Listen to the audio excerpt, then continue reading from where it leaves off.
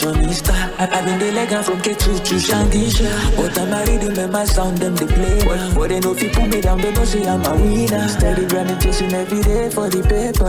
But now I pull up with my guys in a beamer. This not the life we they live, she now. I'm on the gangsta, oh, gangsta. They call me Rasta, oh, Rasta. Give me the oh, oh. Pass me the I'm not the gangsta, oh, gangsta. They call me Rasta, oh, Rasta. Give me the gangsta, oh, oh. Pass me the Moniki Majo, Majo. I pull up with the money bag, oh. Majo, Majo. Moniki better money, Majo. Moniki Majo, Majo. Palace, Malaja, Kojo, Majo, Majo, Majo, Majo. I'm not the gangsta, oh, gangsta. They call me Rasta, oh, Rasta. Give me the gangsta, oh. It's Flex Era Records.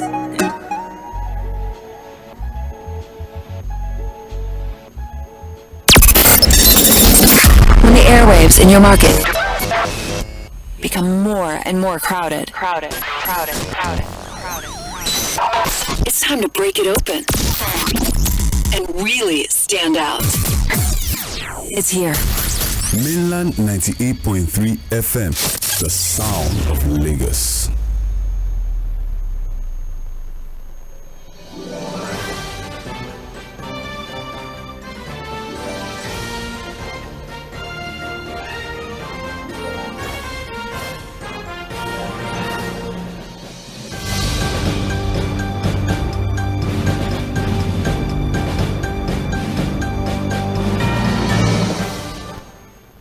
Good morning and welcome to Trends in the Papers on 98.3 Mainland FM, the sound of Lagos. I trust we all had an amazing weekend. Well, today is the 10th day in the month of July 2023. It's a beautiful week. It is going to be a beautiful week. I choose to be positive and I hope you have the same perspective as well. Well, it's time for Trends in the Papers, where we look through the major trending stories across all the papers. My name is Omobola Sandra. I'll be running this up until 8:30. But before we go into the trending stories for today, it is our tradition here that on Mondays we bring you up to speed as regards what trended over the weekend. So I have the major trending stories, over the weekend, so you can, get up to speed as regards what we'll be discussing this morning. Now, I have here tax. Federal government targets double revenues within 3 years. Southeast divided as sit-at-home lingers in Enugu, Anambra and Imo. Flood. Fear in Bayelsa, Rivers, Delta, Akwa Ibom over poor preparations. Adeleke nominates sister-in-law Aregbesol's allies as commissioners. Bakachua asks court to stop ICPC investigating and arresting him. Gunmen kill 23, set 2 military vehicles ablaze in Benue State. Mesoma. Nigerians split on sanctions after panel indict students for forgery. Innocent withdraws 3 million naira scholarship as father apologizes to examination body. Tokubo vehicles sales drop by 70%. Buyers opt for Nigerian used cars. DSS grills ex-Zamfara governor Yari. Dropouts. Crime will rise with varsity's tuition hike, says NAPTAN president. 16 months after, government reopens Akwangbon section of Eko Bridge. No files implicating Tinubu aides in our custody, clarifies ICPC. Business owners to Tinubu, despite reforms, we can't breathe. And finally, President Tinubu emerges ECOWAS chairman. Now, those are the major trending stories from the weekend. We thought we'd bring you up to speed before we move on to the major trending stories that we have for today, 10th of July, 2023. As mentioned earlier, my name is Omobola Sandra. The weekend report was compiled, of course, by Sage Babalola. However, moving on now, we'll be having Sahid Fuhad via the phone line to give analysis to the stories that we're going to be treating this morning. I have my papers here: The Punch, The Guardian, Vanguard, and The Nation newspaper, in no particular order, of course. So let's get on with it. But before then, good morning, Fuad. Yeah, good morning, Sandra. How are you doing? Oh, well, I'm good. I am very, very good. And, the president is the chairman of ECOWAS. I don't think that, I think that's expected. So, but then, I mean... it's the usual routine. Exactly. Nothing special about that. Almost all past presidents in Nigeria were one time ECOWAS chairman. So, we saw this coming. You know, the Guinean president, who is handing over to him, was in Abuja. And I guess he came to brief him that, look, this is the time for you to take over. We are the big brother of ECOWAS, you know. Without Nigeria, ECOWAS is nothing. So yeah, but are we acting the big brother role though? You know, that's another conversation for another day. But then let's move on now. Thank you very much, Said Fuad. Let's move on now to the Punch newspaper, and the major headline: ministerial appointment. National Assembly awaits nominees as Tinubu sends list to DSS, EFCC, and others. As the writer says, head of service reshuffles secretaries ahead of minister's arrival, orders Tuesday resumption. Permanent secretary writes Gbajabia Mila Akume security chiefs, others on redeployment. So, I think this is a hot topic right now, ministerial appointments, as you know, the 60-day window draws to a close. So, expectations on the ministerial list have heightened. And as we all know, by law, the president is required to name his cabinet within 60 days after taking the oath of office on May 29, and then transmit it to the Senate for confirmation. So now, with less than 18 days, the list has been forwarded to several agencies for verification. Multiple National Assembly sources say the federal parliament is awaiting Tinubu's ministerial list, while some are expressing worry over the delay. What is there any need for concern? I mean, he's still within the window.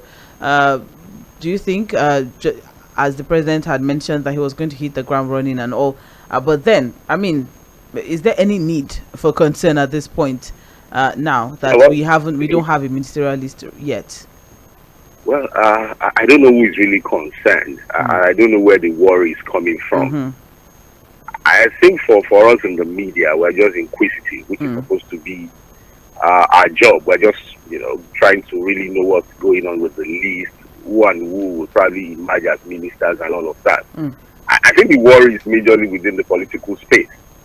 The politicians who have been lobbying, who have been making moves and all of that. I think they are the ones that are the most worried. For Nigerians, I think Nigerians are just anxious, really. I don't think many Nigerians are worried. We are just anxious to really see what new thing this new president will bring to the table, if you understand what I'm saying. So, again, like you said, it's still within the window of 60 days. It still has close to 18, 17 days to be able to. But again, again, there are reports that, look, the list will be out this week. I think there are even speculations already in the papers. Some names already being mentioned.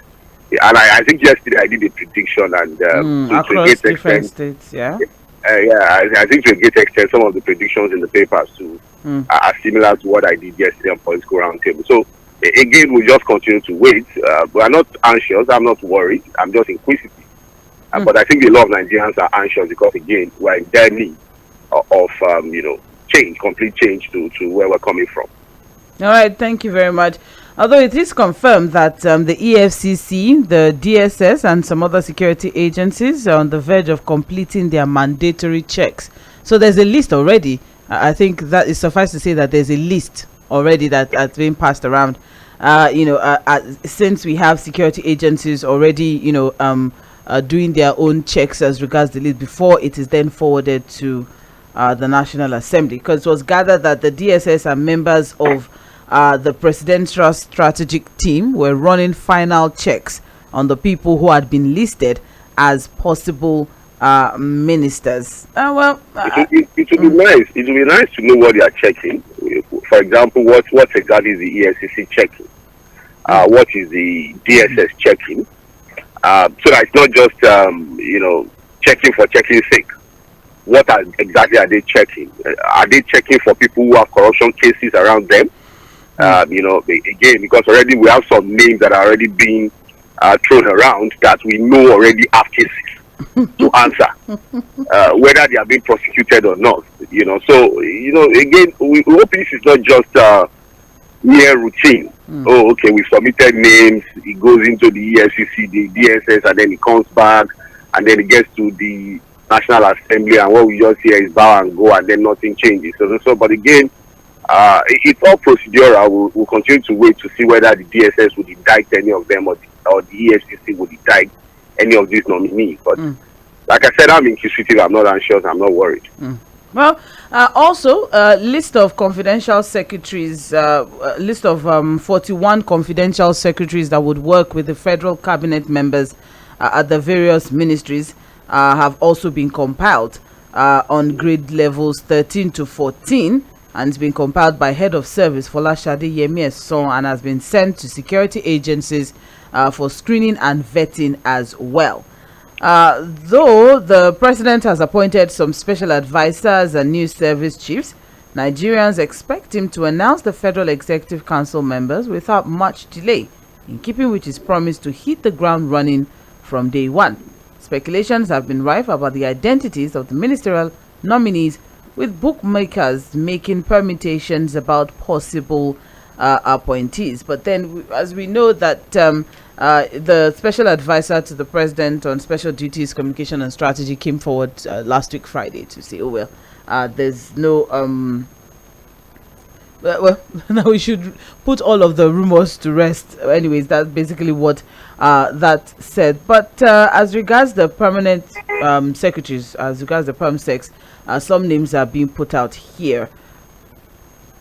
Okay, yes, some names are already being put out here, and the different agencies that are going to be looking through them. Well, that is all we have from the Punch newspaper. The story is on page 2 of the Punch. Moving on now, still on the front page of the Punch, we also have here, presidency, I worked against Atiku. And that is coming from Fayose. Yes. And that is coming from Fayose, and that's on page 20. So, former governor of Ekiti State, Ayo Fayose, says he has no regrets working 100% against the presidential ambition of the PDP candidate Atiku Abubakar in the 2023 general election. So, let's not forget, Fayose is a member of the People's Democratic Party. He also said he's a member. He's a member. Okay, he says he's a member. Actions speak otherwise, yeah. But then he also said that he was not afraid of being kicked out of the party after making this particular disclosure. All right, he said he supported President Bola Tinubu of the APC based on principle. Well, Sandra. Yes, I'm with you. You see, I don't know why this is even making the news. He said he loves the. No, well, he was on. He was with Shehu yesterday on channel. So I guess that's. Yeah, I know. You see, the thing is this, Sandra, and like I said, I don't know why this is making the news because it's no news. We all knew the roles these guys played in the last election. Wike, Fayose was around talking about the fact that look, they were all together with the Wike faction. And it was clear that they were working against Atiku. And that's why I said that, look, I worry for opposition politics in Nigeria.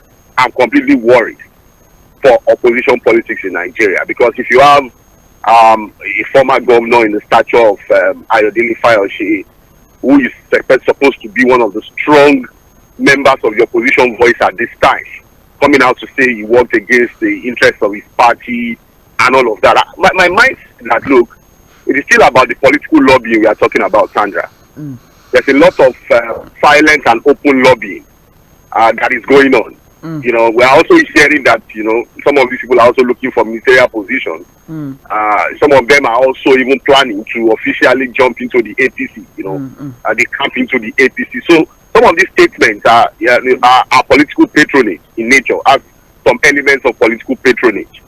So that on the other side, they know that, look, we're for you, we work for you, and all of that, you know. So, again, you know, Fayose and the likes can decide the way they want to run their lives in the political space. But for me, I think this is the most disorganized opposition we've ever seen in the history of Nigeria. And it's unfortunate. Well, he says he loves the PDP. You said the he said that we love the PDP. I love. Sorry, sorry. He said I love the PDP. Really love. Even though the party has not been fair to me, I love the PDP. What did the party do to him? I don't know. You know, you've been governor, and I'm trying to understand what exactly. He was governor. Was he? Is he so influential in what happens in the kitchen as far as the PDP is concerned? He was not an aspirant in the build up to. So what did he, unless he's saying that the PDP has not been fair to him because of course he's part of the Wike faction, and then again we've always discussed this idea of Wike talking about the PDP and asking what exactly did the PDP do to Wike? He contested to become president. It was an open contest, and he lost. He lost in a free, fair contest at the primaries. And then since that time, there have been issues of equity, fairness, and justice, which I know no politician actually subscribes to. So, but again, it's just unfortunate that the PDP is in this quagmire. And we saw this coming. The days of former President Olusegun Obasanjo. When he saw his party, I knew that the PDP would never remain the same. And as it is now, who are the leaders of the PDP to rein these guys down, to rein them in, to call them back?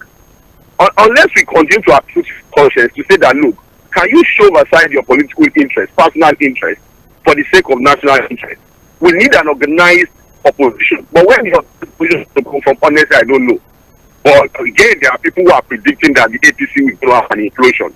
Maybe an opposition would come from within the APC in the future. But for now, what we have in the PDP is complete confusion. Confusion. Moving on from the complete confusion, as stated by Fuad in the PDP, that story is on page 20. Let's move on now to what is happening in the APC, as we also have here on the front page of the Punch on page 7. Adamu NWC members on collision course over APC account audit. Why this would be a problem, let's get to find out. All right, so what we have is that trouble looms ahead of Tuesday's National Executive Committee meeting of the All Progressives Congress, following allegation that the national chairman of the party, Senator Abdullahi Adamu, is shielding the audit reports of the party's account from the National Working Committee. The development is coming 1 week after the National Secretary of the party, Iola Omishori, announced that the APC will host its long-awaited National Caucus and National Executive Committee meetings slated for July 10 and 11 respectively, although it has been moved to 18 and 19 due to the president being named chairman of the ECOWAS. But then agenda of the meeting was missing from the notice. That's a concern for them. But then in some interviews with some of the aggrieved committee members who spoke in confidence and expressed concern that despite the media trial and his face-off with the vice chairman Northwest, Salihu Lukman, Adamu is still running a one-man show at the Secretariat. This is not new. There have been concerns and conversations as regards, the style of, chairmanship of Abdullahi Adamu. So what says you, Fuad, as regards this particular issue, account audit or no account audit, and concerns over Adamu's way of running the party? Sandra, I have a feeling that the days of Senator Abdullahi Adamu as the chairman of the APC, his days are numbered. Okay. And if you're able to put recent events together, you understand why I'm making this prediction.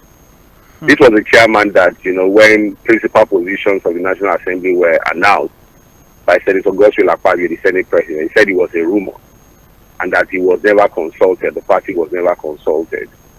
Only for the governors to say, look, they were in the know and they are working with the leadership of the APC at the National Assembly as to who was named and who was not named.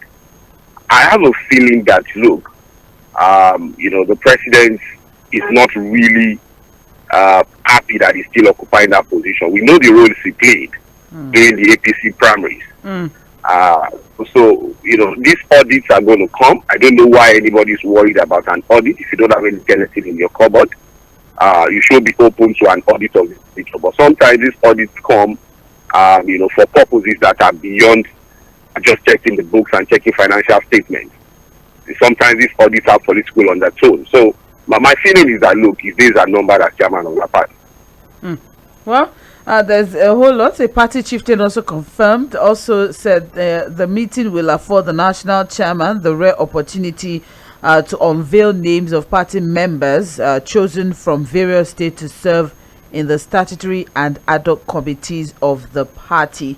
And just as you mentioned as well, Fuad, the priority of NEC, which is the superior organ of the party, will be on the audit of party account funding revenues generated from. You hear a lot of things. You know, when the PDP started with Ayu, it started with auditing the account. And that was where we're now hearing people say that I got money, I didn't know the money was in my account. Money was in my account. I didn't know I got money. So from sale of nomination forms to aspirants, cost of secretariat rehabilitation, which some of them say is still unknown to them, they don't know, and other activities in the last 1 year. When the APC National Publicity Secretary, that's Felix Moka, was contacted, he was out of the country for his daughter's graduation.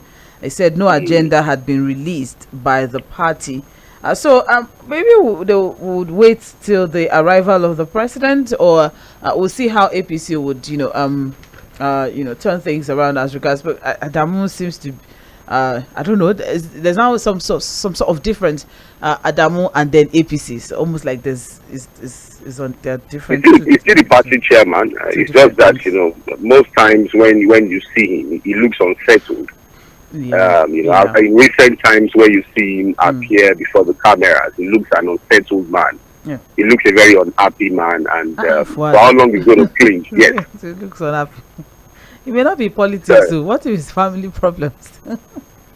It can't be family problems, because most times, it comes to address the news, press men on the party issue and all of that, but his facial expressions show that he's a very worried man. It's okay. More details on page 7 of the Punch newspaper. You're listening to Mainland 98.3 FM, and this is Trends in the Papers. And we're looking through major trending stories across all the papers. And we are still on the Punch newspaper. We have here NDLEA arrests Delta Church workers, seize drugs in states. And that's on pages 4 and 5 of the Punch. We also have here immigration officer shoots protester dead in Ogun community. That's also on pages 4 and 5. 18 Benin Republic bound party goers and driver motorboy die in Lagos crash. Badagry, yeah. Very unfortunate incident. That's also on page 4 of the Punch newspaper.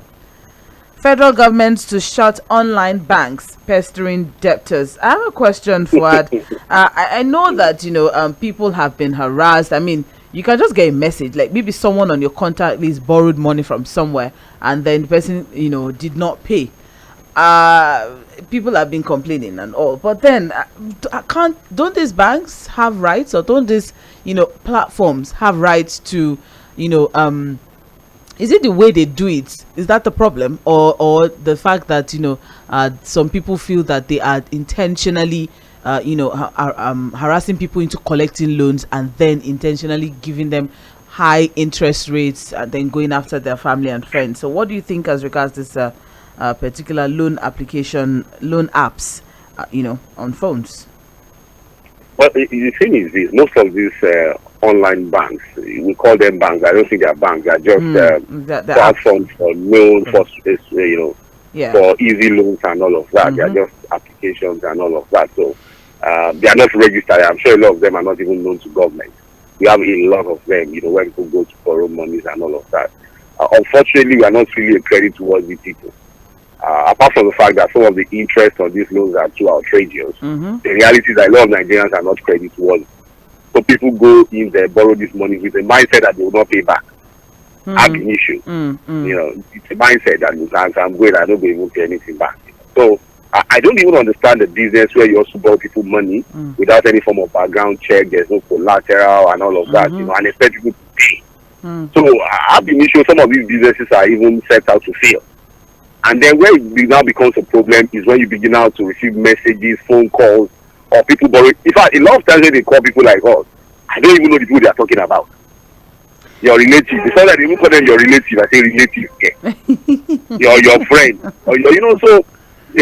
Maybe someone just wait for the first one time, and you just have to. I don't know how they have access to people's numbers. I think what they say is that you go through the person's contact list. Actually, they just begin to harass people. That's their own. That's their own collateral. People's contacts. And to what extent would that even help them to recover the loan? I don't know really, because the man that borrows money with the mindset that he will not pay back, if you like, call heaven and earth. He does not have shame.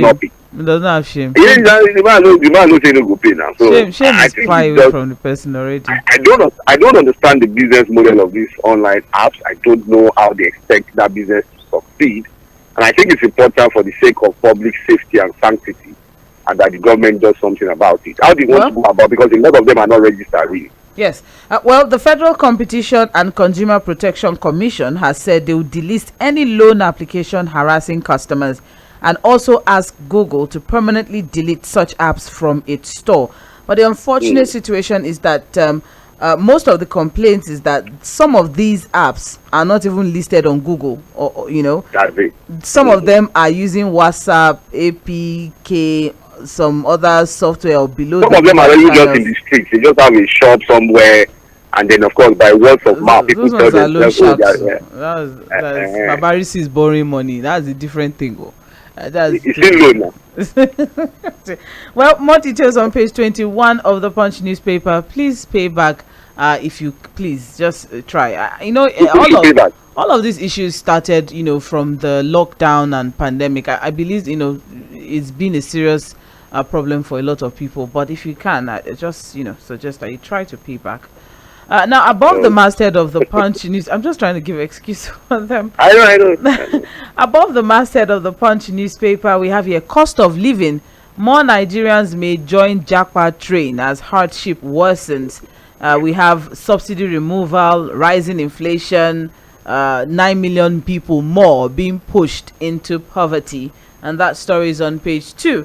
I think this is something that, we have envisaged. It's a serious problem. So far, the statistics show that between 2017 and 2022, over 57,000 nurses have left Nigeria. Between 2015 and 2022, over 130,000 students have left the country.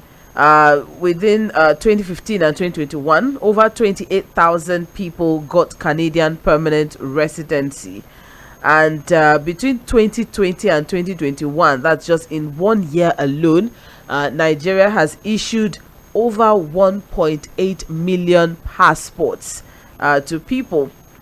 And the interesting thing for her is that Nigerian students contribute 1.9 billion euros to the UK economy every year. And as we are speaking, there is someone at the airport that is saying farewell to their family, friends, and loved ones. There are a lot of people at the airport now. There are a lot of people at the airport as we are speaking right now, that are also about to leave. What exactly, because there are strong indications that these numbers will keep rising. More Nigerians will be relocating. As the nation's socio-economic condition worsens. Is it that there's hope is lost, or it remains big? Sandra, as it is, it's extremely difficult now to tell anybody to stay back in the country. Again, the statistics are not looking good. It's not just the current statistics, the outlook is not even looking good. Because again, the easiest way to tell anybody to stay back is to give them some glimmer of hope, to say, okay, look at what we are seeing in the future. Look, in the next 1 year, 2 years, this is what is going to happen. We're going to have more employment, or the economy is going to be bound and all of that. But the outlook does not even suggest that at this time. So when you now sit with someone who is desperate to just leave the country, hoping that, look, the grass is greener on the other side, what do you tell the person about the current state of the country, the future of the country? Really? So it's difficult, really, for anybody to say, oh, don't go. I'm sorry. If whoever has the opportunity, I think we can only wish them the best of luck. While some of us who have decided to stay back will hope for the best. All right. Okay. More details on page 2 of the Punch. This is still trends in the papers. We're moving on now to the Guardian newspaper, and the major headline there: ministerial list. 5 ex-governors, technocrats lead Tinubu's 42-man cabinet. Okay, it seems Guardian knows something that we don't. So let's see what we have here on page 6 of the Guardian newspaper. All right, there are riders. El Rufai, former governor of Kaduna; Ganduje, former governor of Kano; Bagudu, Badaru, Wike, penciled for. You remember my list yesterday? What? we need to check some things about you going forward. It's very, very important.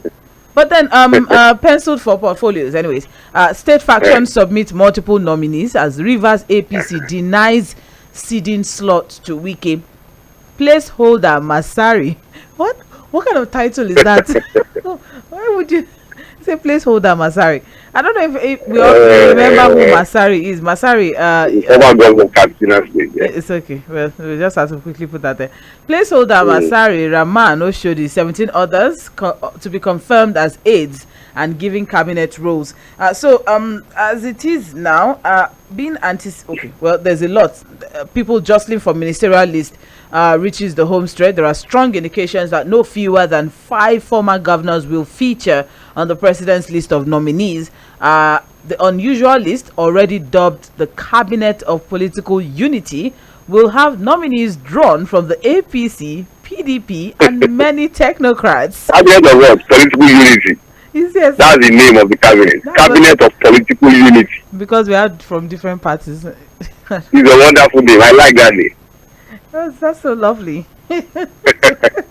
So, as it is now, President Bola Tinubu's handshake across parties have already elicited contests and intrigues in political camps over choice of suitable representatives in some of the key states.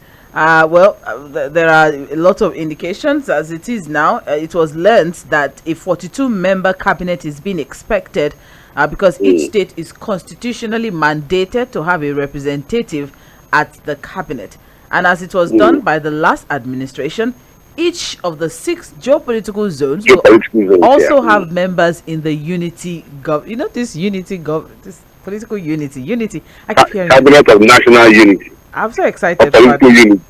So it's so amazing. The new cabinet has gathered will consist of 42 ministers and 20 special advisors.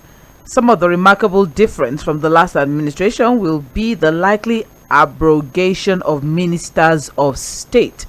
Are we still going to have that? Are we no longer going to have that? But then special advisors will also contribute to discussions at the weekly Federal Executive Council meetings.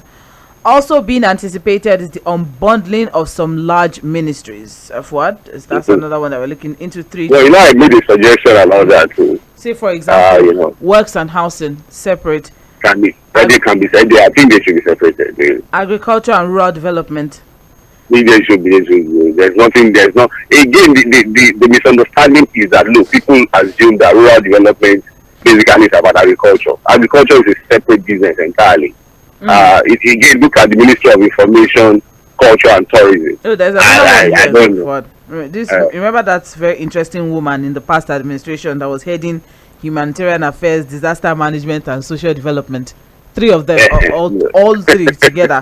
Humanitarian affairs, disaster management. What I think, Sandra, is that instead of having ministers of state, we can separate some of these ministries so that they can stand alone. Because the idea of ministers of state was to ensure that this position goes around all the states and its 6 geopolitical zones. So I think for sake of proper functionality, you can separate some of these ministries. Minister of Works and Housing. Works take care of infrastructural development across the country. Housing is a different kettle of fish that should be handled. So I think, for example, instead of youth and sport, youth development is not necessarily sports development. You understand what I'm saying? So you can have minister for youth development that understand what the youth needs and how to develop their potentials and all of that. While you have a minister take care of sport. So instead of us having a minister of state that Professor Kiyamo has said is not even known to the Constitution, we can have situations where these ministries are separated so I can go around as dictated by the Constitution. But again, I made a prediction. I suspect that we're going to see former governors, politicians, but the argument would always be that, look, they are also technocrats because they are graduates and they are also business owners. Well, let's not go into all of that conversation yet. I'm still on Cabinet of Political Unity. You like that name, I guess. Okay, so what we have now is that state chapters, National Secretariat of APC have been sidelined in the process. As it is now, it is being alleged that the governors are in charge. Exactly, and states where opposition parties occupy the seat of government, party leaders make recommendations. That is why some states have multiple nominees. In a case or in a situation where you have the River State now, very interesting state, very lovely state, very amazing, political undertones happening there.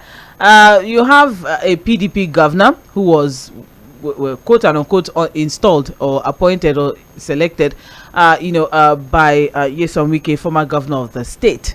And then you now have the APC party that's supposedly, supposed to have some sort of, leadership from Rotimi Amaechi, but we've not really heard anything from Rotimi Amaechi in quite a while. So in that particular instance now, do you think there's going to be any form of political pressure on the president in that particular state? The last time we discussed this issue of ministerial list, I told you about the doctrine of agreement is agreement. Do you remember? Yes. Agreement is agreement.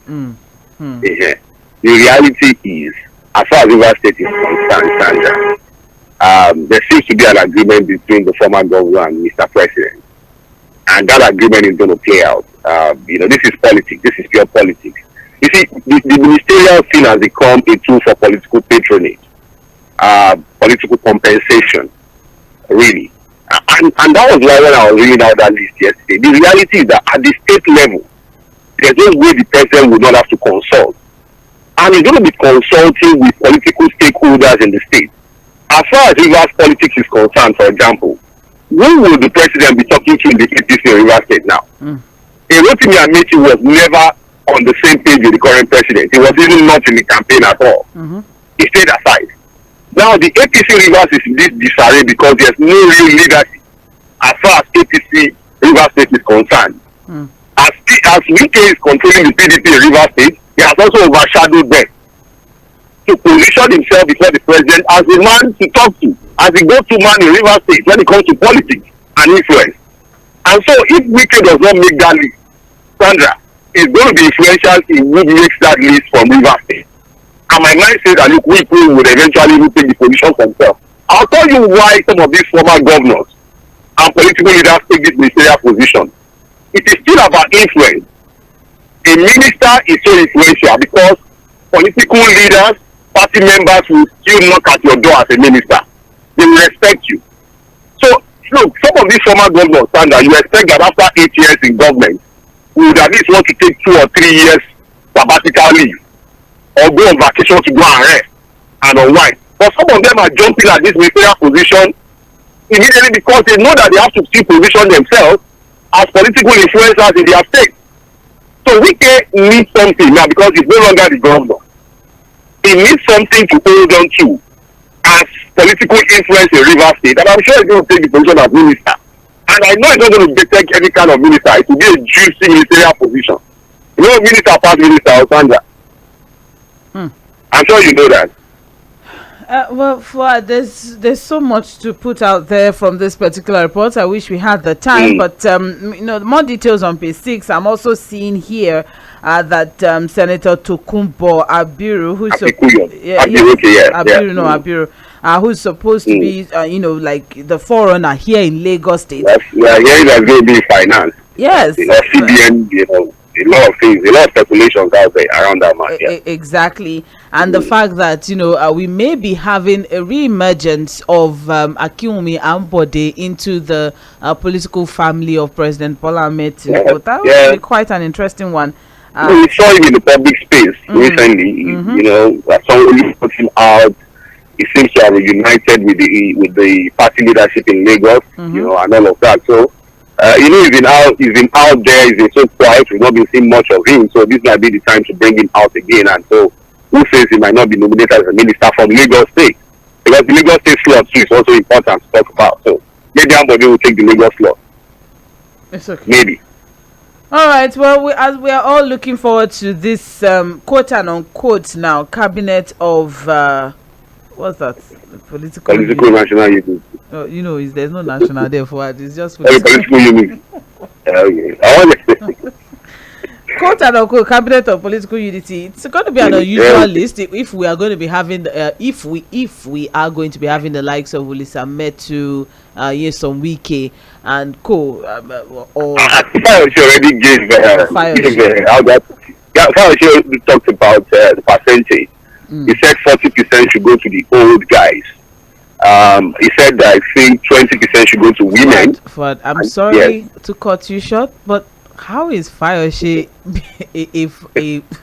how is Fayose giving orders in an APC government? No, he's giving a suggestion. He's saying that this is what he expects. It's okay. That 40% should go to the old guys, 30% to women, and 30% to youth. It's all right. That's his own calculation. We wish Fayose the best. He says he loves PDP, but he's giving advice to the APC-led government. All right. The story is on page 6 of the Guardian newspaper. Let's run quickly now. Moving on, we also have on the front page of the Guardian newspaper, Ekpa, that's Simon Ekpa, hired to destabilize Southeast, frustrate Kanu's release to enrich himself. And that statement is coming from Ohanaeze Ndigbo. And the story is on page 7. So let's quickly run through what Ohanaeze has to say, or what they are trying to say in this particular situation. And what we have is Ohanaeze Ndigbo yesterday accused the self-styled separatist Simon Ekpa of using the pro-Biafra struggle and detained leader of the indigenous people of Biafra, IPOB Nnamdi Kanu, to enrich himself at the expense of life, property, and well-being of Ndigbo. Ohanaeze also accused the Finland-based Ekpa of playing the script of enemies of Igbo land, having allegedly collected huge sums of money to destabilize the region and undermine its progress. And they're also accusing Finland of complicity. So, what do you think of Ohanaeze's stance as regards Simon Ekpa, as saying that Finland has continued to harbor and allow Ekpa to use their country for it as a launch pad of some sort? So, what do you think of all of that? Well, there are things Ohanaeze may know that I might not know. I'm just a journalist with myself here. I'm sure they have their ears on ground. They have their intelligence unit who is also gathering information for them. So if they are saying that, look, this guy was hired to destabilize the Southeast, then, who am I to say that's not true? But the reality is, like I said the last time when we talked about the insecurity in the Southeast, I think peace returning to the Southeast will require every person of influence to put their voice and put their mouth out there to say that, look, this must stop. But this is not the time to begin to paraphrase or begin to, it has to be straightforward that, look, this is at home insecurity must end. And that would involve political leaders, traditional leaders, community leaders, security operatives, and everybody, any person of influence in the Southeast to stand up and say, look, this must end.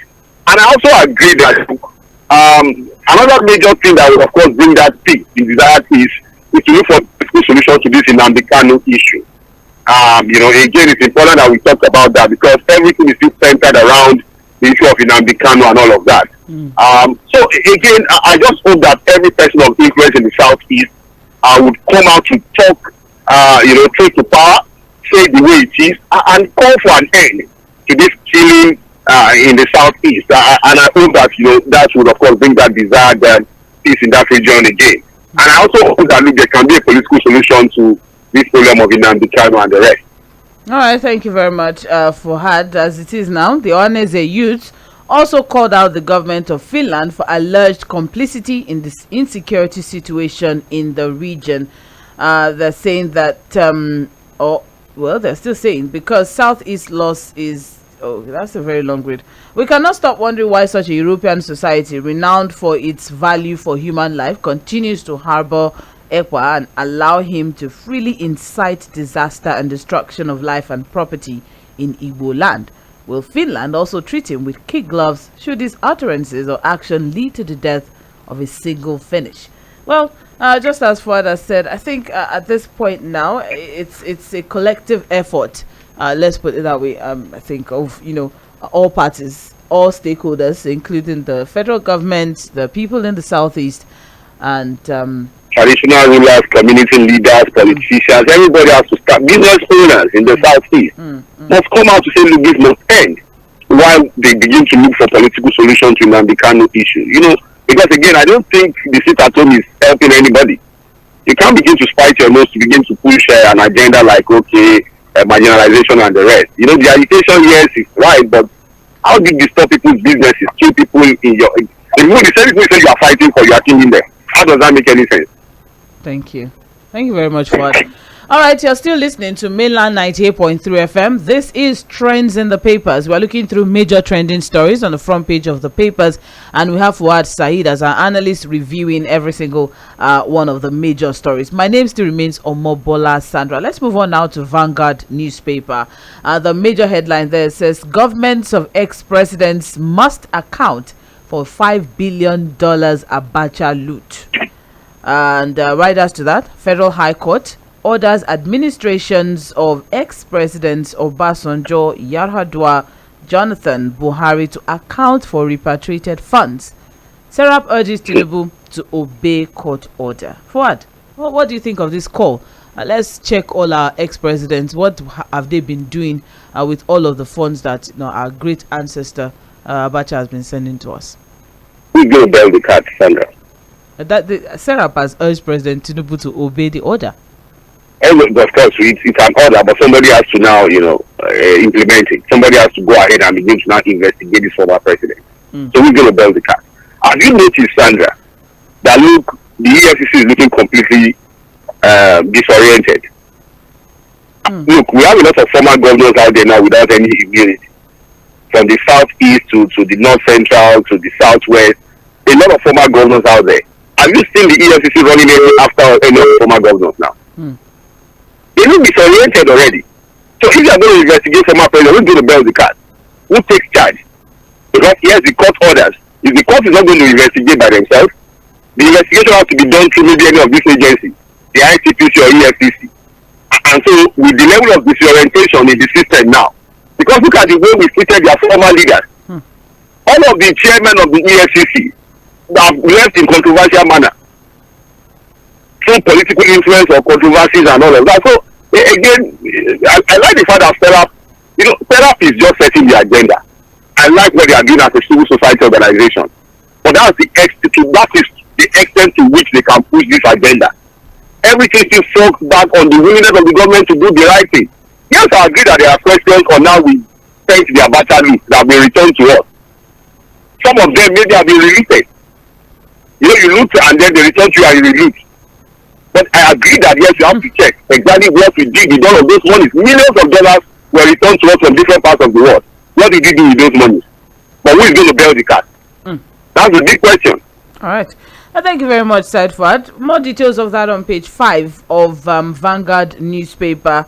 All right, let's keep moving now. Banks in earnings windfall under high interest rates regime.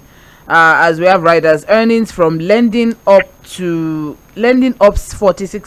to 1.4 trillion naira, rises faster than loan portfolio. Loan book up 18.7%. Experts see danger of high NPL ahead. See inside for more details. We also have here on the front page of Vanguard newspaper. Okay. All right. Buhari not in exile. Congratulates Tinubu for emerging ECOWAS chairman, says aide. That's on page 8. I don't know when the conversation came up as regards exile or not, but that's the. He's resting in his house. He's just resting. We also have on the front page of Vanguard misconduct. Police Service Commission demotes CP to DCP. That's Depot. Commissioner. That's one step backwards, huh? Yes, that's one step backward from commissioner to deputy, commissioner. Reduces ranks of 8 others, and that's on page 9 of Vanguard newspaper. All right, and then we also have how Wadquan outsmarted Ningi, Tambuwal, Alero, Dixon, others to emerge as minority leader. That is on page 27. And that's all we can take from Vanguard newspaper as we draw close to the end of this edition of Trends in the Papers. Let's quickly run through the Nation newspaper. The major headline there: Rise against coup and terrorism, Tinubu tells West Africa, as the president unveils economic and political plans as ECOWAS chairman. And this he said at Bissau, the capital of Guinea-Bissau, where he urged leaders of the West Africa sub-region to work for peace and defend democracy. Stories on page 4 of the Nation newspaper. We also have here, Gencos sell cheap power to neighboring countries. The report says some electricity generating companies sell electricity to neighboring countries at a lower cost than distribution companies in Nigeria. The document that was obtained by the Nation has shown. Although the document did not show the price differentials, it said the errant Gencos were carrying unregulated sales or secret deals to earn foreign exchange at all cost and in defiance of an existing federal government directive. More details on page 5. That's interesting. All right, and we also have here CBN to scrutinize First Bank shares acquisition by Otudeco, and that is on page 5. As now the major shareholder First Bank, yeah. Yes. Okay, and that's on page 5 of the Nation newspaper. Above the masthead, we have here ex-ministers get 3 months deadline to declare their assets. That's also on page 5. Forex buyers trade in parallel markets to avoid tax clearance rule, and that is on page 3 of the Nation newspaper. Well, that's all we can take, unfortunately, for this morning. We have run out of time. We'll take a short break and we'll be back by 8:40 for Mainland Focus, where we'll pick 1 or 2 major trending stories and open up the phone line for you to join in on the conversation. In the meantime, please stay tuned. My name is Omobola Sandra. I have Sahid Fuad via the phone line, and this is Mainland 98.3 FM, the sound of Lagos. Please, Fuad, stand by. All right.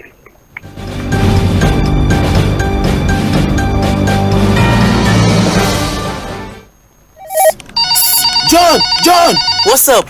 check your phone. I just sent you Momo Rifara. My mama don't